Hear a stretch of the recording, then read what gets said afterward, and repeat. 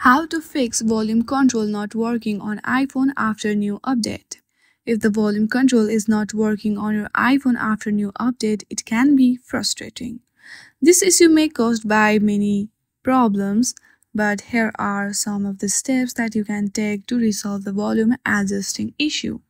The first one is shut down your device for at least 20 seconds and then again restart your device and check if your volume control has started working. If your problem is still not solved, then very next step you need to follow is simply launch your settings on your device.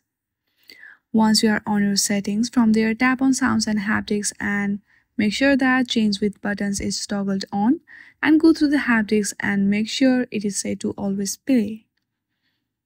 Once you check both of these under sounds and haptics, go back to the settings homepage again.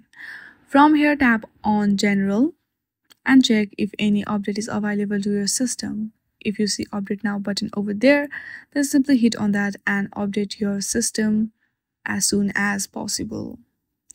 After following all of this step, your issue will be solved. I hope you like this video. If you like this video, then please do not forget to like and subscribe to our channel. Thank you for watching.